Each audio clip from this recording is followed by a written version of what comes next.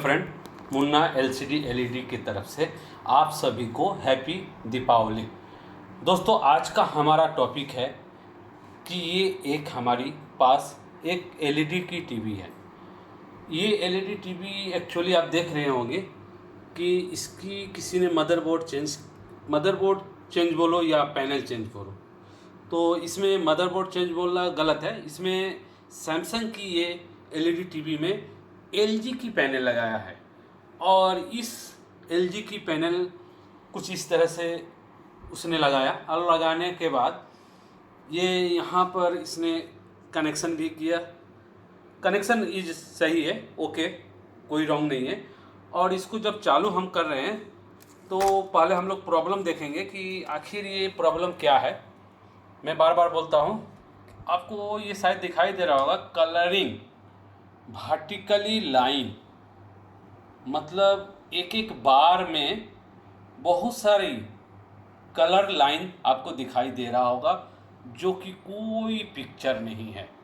और ये एलजी की पैनल है। हालांकि एलजी की एलईडी टीवी में ये पैनल थी जिसको किसी ने सैमसंग की एलईडी में इसको लगाया है। लगाने के बाद ये कुछ दिन हो सकता है चली है, चलने के बाद ये प्रॉब्लम आ गई। तो आखिर ये प्रॉब्लम कहाँ से आई है, किधर से आई है और किधर से होता है, पहले हम लोग देखेंगे कि कहीं ये पैनल में छेड़छाड़ होकर आई हुई है कि नहीं। तो हमने बहुत बारीकी से देखा और समझा कि ये पैनल में कहीं पर भी छेड़छाड़ नहीं हुई है, यानी ये पैनल एकदम सही है। सिर्फ यहाँ आपको दिखाई दे रहा होगा, तो इस पैनल में एक ड्राइवर सेक्शन आता है जो कि इस ड्राइवर सेक्शन को उसने अलग कर दिया और यहाँ की एक मॉसफेट को निकाला हुआ है। इस पैनल में पैनल प्लस ड्राइवर दोनों एक साथ इनबिल्ट होता है। तो हम लोग स्टेप बाय स्टेप अब इसको बंद करके और पहले हम लोग वोल्टेज को चेक कर लेंगे और वोल्टेज को चेक करने के बाद हम लोग देखेंगे कि क्या है। हम लोग टोटल वोल्टेज जो चेक करेंगे, क्योंकि ये हमारी 12 वोल्ट की पैनल है और इसकी सप्लाई 5 वोल्ट की है, इसीलिए ये 12 वोल्ट शायद यहाँ पर डायरेक्ट दिया गया है। ये भी गलत एक तरीका है, क्योंकि पैनल सब समय ऑन रहेगी। स्टैंड बाई अगर टीवी रहा तब भी तो हो सके तो इसको एक मॉसफेट के सहारे देना सही रहता है। और यहाँ पर हम लोग पहले देख लें कि हमारी AVDD VGH VGL बन रहा है कि नहीं। तो यहाँ पर मीटर पे आप दिखाइए, ये लगभग AVDD भी बन रहा है। यहाँ पर हम देख लें VGH बन रहा है कि नहीं। देखिए यहाँ पर दिखाइए, यहाँ पर हमारा VGL भी बन रहा है और हमारा VGH भी बन रहा है। इस IC की 3.3 वोल्ट भी प्रेजेंट है कि नहीं, दिखाइए मीटर पर, यहाँ पर 3.3 वोल्ट भी प्रेजेंट हो रहा है। इस IC में RX इन हो रहा है, LV आउट हो रहा है। यहाँ पर आपको दिखाई दे रहा होगा LV। इसकी सिग्नल्स जो है वो हमको कुछ प्रॉब्लम महसूस हुआ।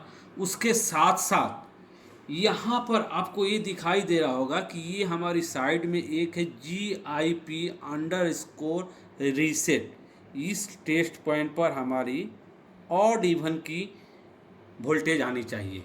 यहाँ पर आपको 25.3 दिख रहा होगा, ये ऑल्टरनेट होना चाहिए, ऑन ऑफ, जो कि ये नहीं हो रहा है।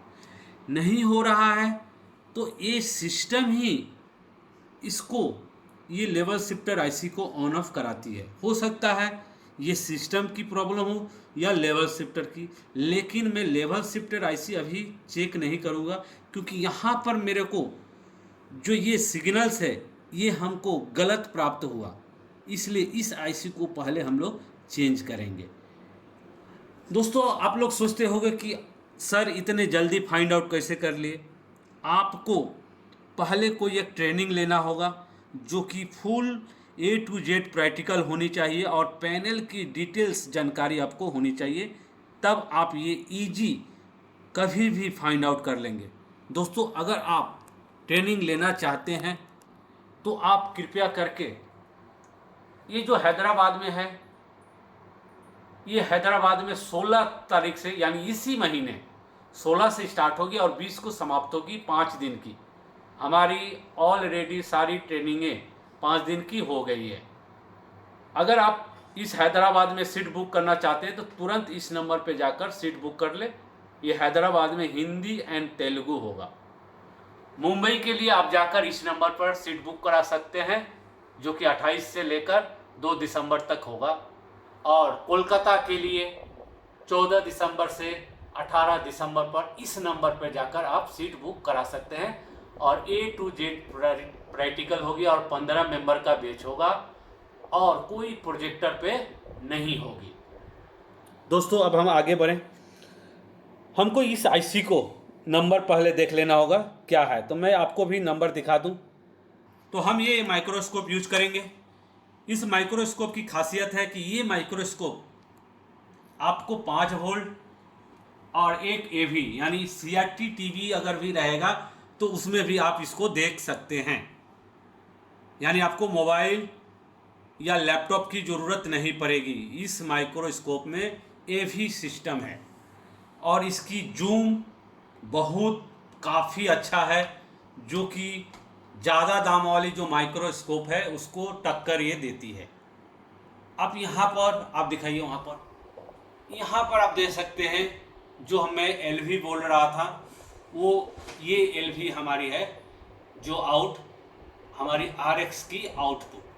और जो मैं आपको बोल रहा था कि हमारी एक बार ऑड इवन जो वोल्टेज बनेगी वो हमारी यहाँ है। आपको मैं सही से दिखाना चाहता हूँ। ये आपको एक दिख रहा होगा VGHF-R, और एक दिख रहा होगा आपको GIP_RST,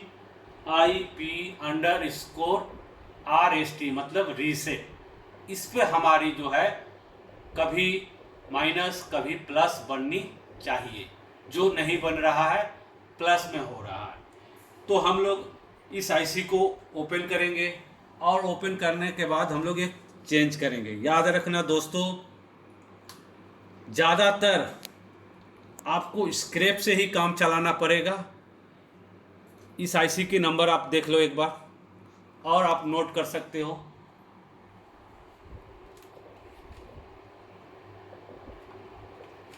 मैं दिखाना चाहता हूं।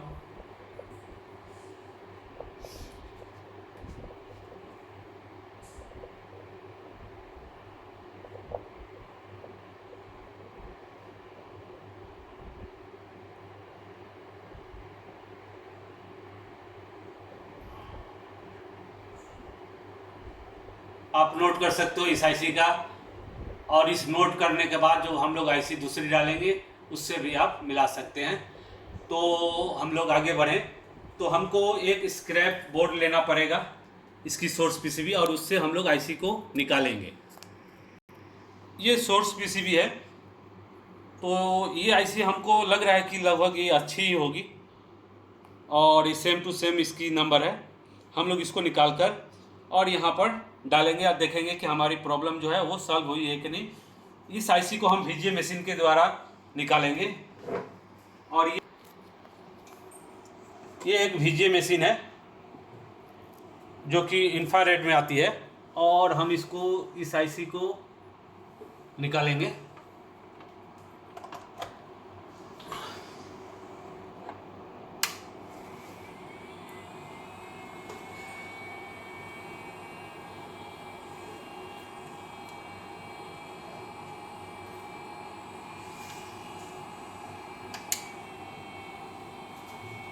और इस आईसी को निकालने के बाद हम लोग वहाँ पैनल पर लगाएंगे।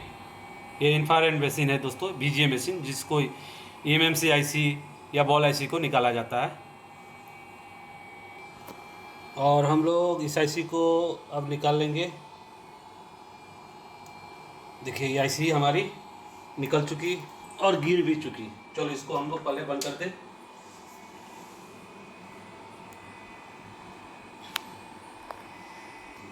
तो ये आईसी हमने निकाला, और निकालने के बाद अब इस आईसी का भी आप नंबर देख ले। इसमें जो लगी हुई आईसी और इस आईसी की नंबर भी आप देख सकते हैं।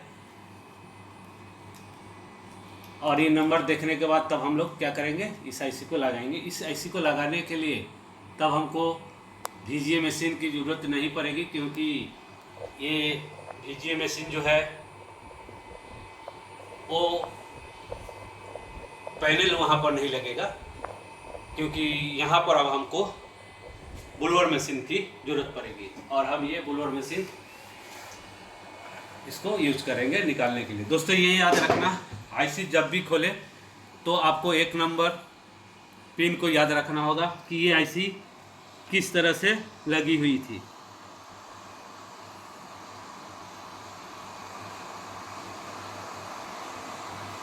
और खूब सावधानी से आपको खोलना होगा।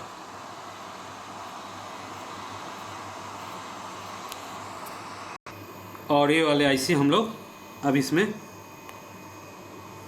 सोल्डर कर देंगे।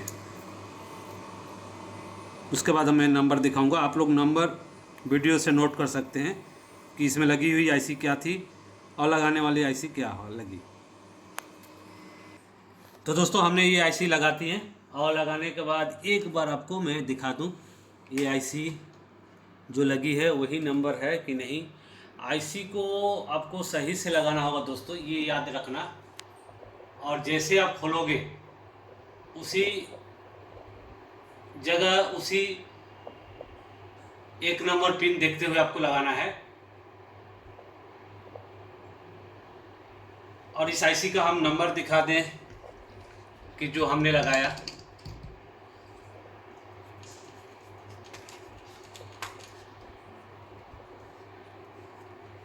थोड़ा सा आप इधर करो।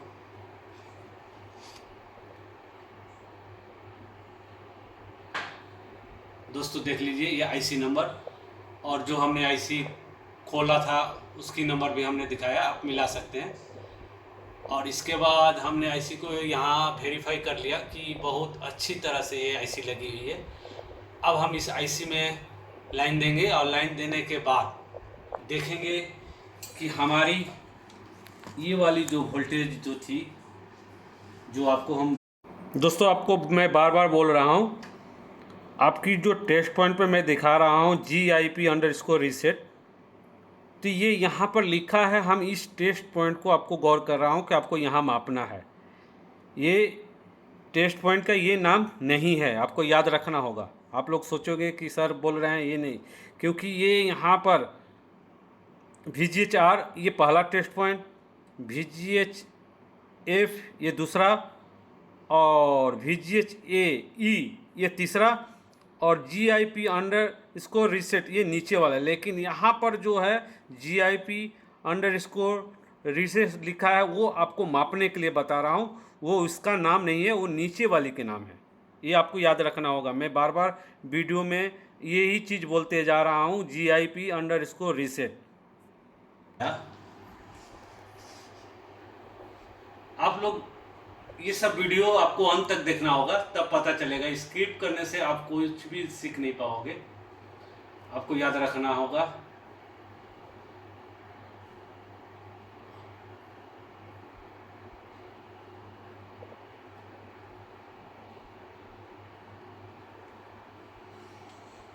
और हम लोग एक बार वोल्टेज चेक कर ले।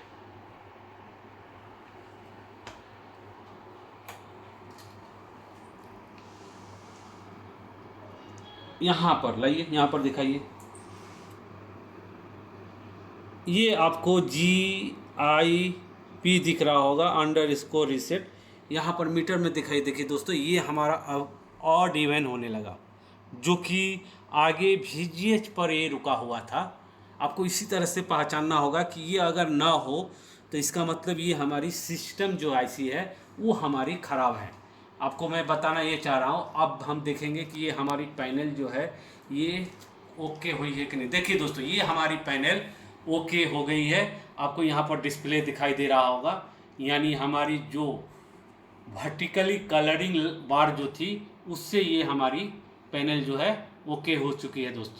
दोस्तों अगर आपको ट्रेनिंग लेना है तो आप कृपया करके जहाँ का ट्रेनिंग लेना है वहीं पर आप कॉल करें, बाकी जगह पर कॉल ना करें, क्योंकि समय की नुकसान होती है और वो आपको बात की तवज्जो भी नहीं देंगे। इसलिए आप अगर हैदराबाद में लेना चाहते हैं तो हैदराबाद में कुछ सीटें खाली है 7075538039, और मुंबई और कोलकाता के लिए भी आप नंबर देख सकते हैं और अपना वहाँ पर जाकर पहले अपना सीट बुक करा लें, क्योंकि ये 15 मेंबर कभी भी फुल हो सकती है।